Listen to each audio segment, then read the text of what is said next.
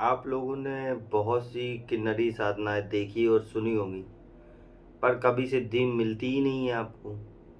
तो ऐसे समय में आपको कुछ बातों का विशेष ध्यान रखना होता है, जो मैं इस वीडियो में कवर करूंगा। तो वीडियो को पूरा देखना और समझना।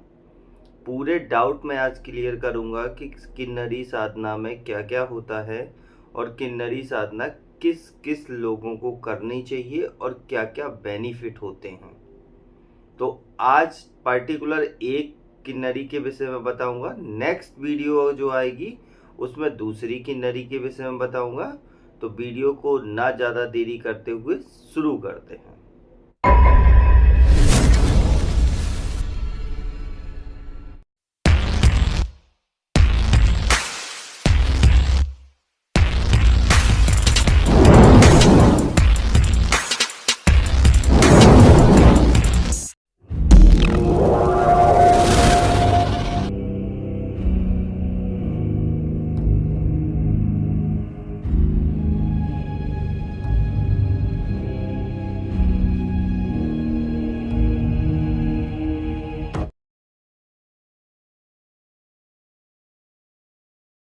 जय महाकाल। साधना ज्ञान चैनल में आप सभी का एक बार फिर से स्वागत है। आज मैं किन्नरी साधना के विषय में बता रहा हूं। तो सबसे पहले समझ लेते हैं कि किन्नरी की उत्पत्ति कहां से हुई।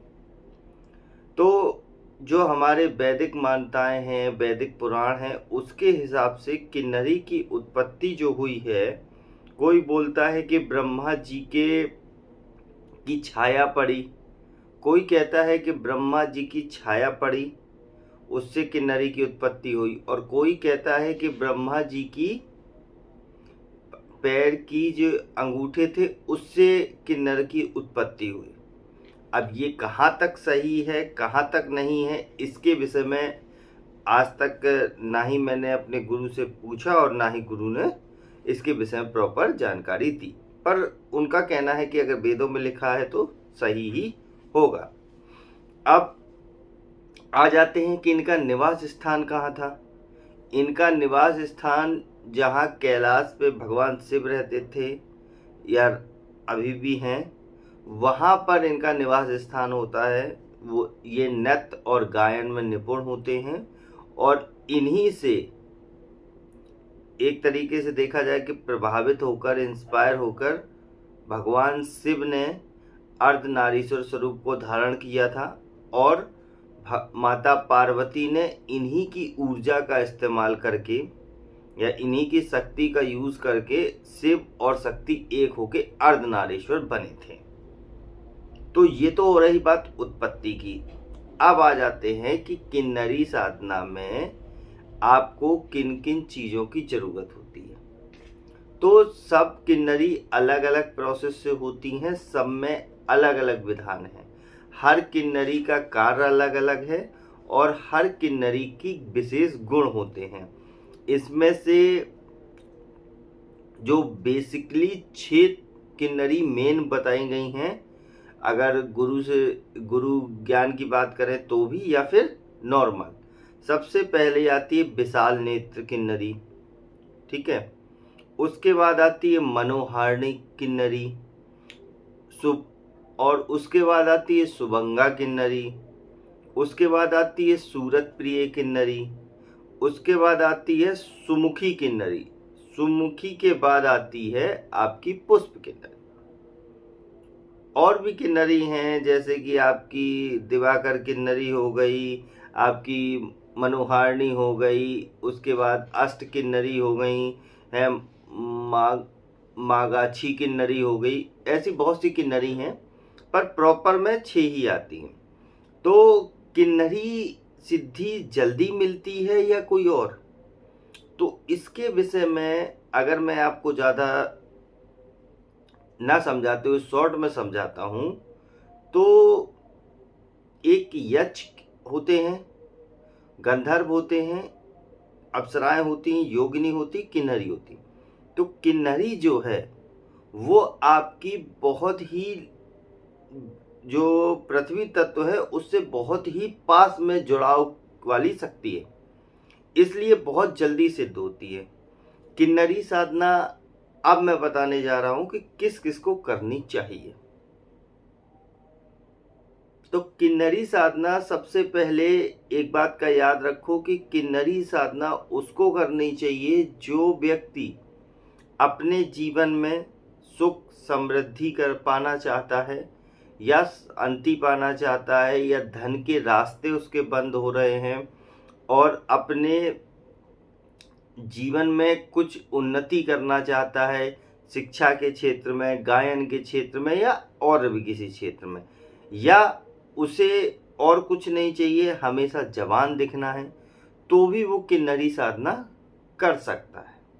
अगर आप मेरे चैनल पे पहली बार आए हुए हैं तो रेड कलर का सब्सक्राइब बटन दबा दीजिए, या जिसने मेरे चैनल को सब्सक्राइब नहीं किया है वो रेड कलर के सब्सक्राइब को बटन के दबा के बेल आइकन जो है घंटी के आकार का, उस पर क्लिक करके ऑल पिन क्लिक कर दीजिएगा, जिससे कि हमारे चैनल की जो भी लेटेस्ट वीडियो है उसकी अपडेट आपको मिलती रहे।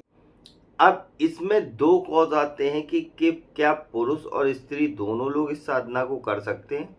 हाँ, कोई भी, चाहे पुरुष हो या स्त्री हो, कोई भी इस साधना को कर सकता है। इसमें ऐसा कोई रूट कॉज नहीं है कि सिर्फ पुरुष ही कर सकते हैं, क्योंकि किन्नर दो प्रकार के होते हैं, एक पुल्लिंग और एक स्त्रीलिंग, मतलब एक मेल एक फीमेल। तो इसी तरीके से किन्नरी साधना भी दोनों लोग भी कर सकते हैं, चाहे पुरुष हो या स्त्री हो। ठीक है, विधान दोनों में सेम रहता है, बस थोड़ी सी प्रोसेस बदलती है। अब आ जाते हैं आज के रूट कॉज पे कि पुष्प किन्नरी साधना जो है उससे हमें क्या क्या फायदे हैं। पुष्प किन्नरी जो होती है बहुत ही सुंदर, बहुत ही चंचल और बहुत ही सुरीले वर्णों वाली होती है, मतलब कि वाणी वाली, जिससे बहुत ही प्यारा बोलती है वो। उसका मेन काम होता है कि अगर आपके कोई भी जीवन में धन संबंधी समस्या आ रही है तो फिर वो आपको दूर करेगी, रास्ते खोलेगी, आपकी जो शारीरिक सुख सुविधाएं हैं उसका ध्यान रखेगी, भौतिक में कोई भी दिक्कत आएगी तो भी ध्यान रखेगी, आपको गोरा होना है, स्मार्ट बनना है, ये सब चीज़ें वो बड़े आसानी से कर देती है। और किन्नरियों की एक खास बात होती है कि वो कभी वचन को नहीं डालती हैं सिद्ध होने के बाद। अब ये तो हो गया किन्नरी के प्रॉपर डिस्क्रिप्शन के बारे में। अब आ जाते हैं कि किन्नरी साधना में क्या क्या चीज़ें हमें चाहिए। हालांकि किन्नरी साधना बहुत सरल है, एक आम जो गृहस्थ साधक है वो भी इस साधना को कर सकता है। एक आपको कमरा चाहिए जो साधना कक्ष हो आपका अलग से, गुलाबी रंग के वस्त्र होने चाहिए, ठीक है, पहनने के लिए, गुलाबी आसन होना चाहिए बिछाने के लिए, और एक चौकी में बिछाने के लिए गुलाबी कपड़ा होना चाहिए। एक सुगंधित पान होना चाहिए आपको, वो लास्ट दिन भी ले सकते हैं और पहले दिन भी रख सकते हैं, कोई दिक्कत नहीं। उसके बाद आपके पास पुष्प किन्नरी माला होनी चाहिए, शुद्ध देसी घी होना चाहिए, धूप बत्ती होनी चाहिए सुगंधित वाली, केसर होना चाहिए, अष्टगंध होना चाहिए, अक्षत मतलब चावल होने चाहिए, और आम की लकड़ी। इतना चाहिए। आम की लकड़ी से बनी हुई चौकी या बाजोड़ बोल लो, चौकी बोल लो, जिस पे कोई भी सामान रखा जाता है, इतना आपको चाहिए। इस साधना की शुरुआत में आपके पास गुरु मंत्र है, अच्छी बात है, नहीं है तो भी अच्छी बात है, कोई दिक्कत नहीं। रक्षा मंत्र होना जरूरी होता है, किसी भी साधना में हो, इसमें भी जरूरी होता है। उसके बाद यह साधना आप कभी भी शुक्रवार से शुरू कर सकते हैं। रात्रि के 10 बजे आप नहा धो के आसन बिछा के चौकी बिछा के अपना सामने बैठ जाएंगे। उसके बाद अपना पवित्रीकरण करेंगे, चंदन लगाएंगे, शिखाबंधन सब कुछ आप विधिवत करने के बाद जब इतना हो जाएगा आपका, तब आप चौकी पे सबसे पहले जो फोटो रखी है गणेश जी की, आपकी शिव परिवार की, वो सब तो रखी है, उसको तो छेड़नी नहीं है। उसके बाद चौकी के बीचों बीच हल्दी और चावल मिला के उससे एक अष्टदल कमल बनाएंगे। जैसे वो 8 वाला कमल बनता है, ऐसे करके बीच में गोला, उसी के बीच में आप किन्नरी यंत्र रखेंगे, जो पुष्प किन्नरी का यंत्र होता है। उस यंत्र को रखने के बाद अष्टगंध जो है उसका तिलक लगाएंगे, चावल छिड़केंगे और धूप दीप दिखाएंगे। ठीक है, गणेश पूजन, गुरु पूजन ये हो गया आपके। उसके बाद एक माला गुरु मंत्र की करनी है, रक्षा मंत्र लगा लेना है, जैसे बताया जाता है रक्षा मंत्र लगा लिया। उसके बाद राइट हैंड पे जल लेना है, संकल्प लेना है कि मैं ये साधना, जो भी पूरा संकल्प का प्रोसेस होता है कि मैं ये साधना 21 दिन 21 माला करूँगा। ठीक है, उसके बाद ये पहले दिन ही संकल्प लेना है, नेक्स्ट दिन नहीं लेना। जब इतना हो जाए देन आपको जो माला है किन्नरी माला, उसके बाद उस माला से आपको 21 माला जाप करना है। 21 माला जाप करने के बाद पुष्प किन्नरी का ध्यान करना है। ध्यान करने के बाद आरती करनी है। किसकी करेंगे आरती? शिव या पार्वती की। ठीक है, किसी की भी कर सकते हैं, कोई दिक्कत नहीं। क्षमा याचना मांगेंगे, जाप समर्पित करेंगे। देन आप आसन के नीचे जल छोड़ के हरिओम तत्सत बोल के उठ जाएंगे। ठीक है, इतना आपको करना है। डेली 21 दिन तक ये प्रोसेस आपका चलेगा।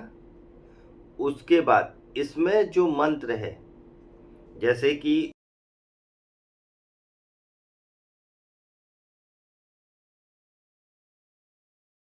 ठीक है, ये जो मंत्र है, ये मंत्र आपको जपना है। लेकिन इस मंत्र को जब जाप करेंगे तो इसमें आप छोटी सी बात समझना कि अगर कोई भी ऊर्जा, जिसे बोलते हो आप लोग शक्ति ट्रांसफर लेता है या ऊर्जा, वो चीज अगर लेता है तो इसमें मंत्र के लास्ट के 2 डिजिट बदल जाते हैं। और अगर नॉर्मल आपको करनी है तो ये साधना बड़े आसानी से आप कर सकते हैं।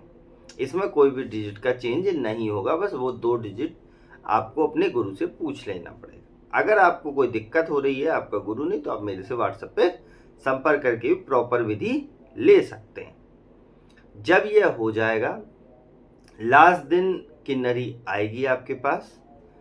आपको जो मीठा पान रोज ला के रख रहे थे उसको विसर्जन कर, डेली की डेली आपको बाहर रख देना है। लास्ट दिन जैसे ही वो आए तो आधा उसको खिलाना है, आधा खुद खा लेना। देन उससे वचन लेने हैं। वचन का एक सिंपल प्रोसेस है, जो भी आपको मांगना है मांगिए।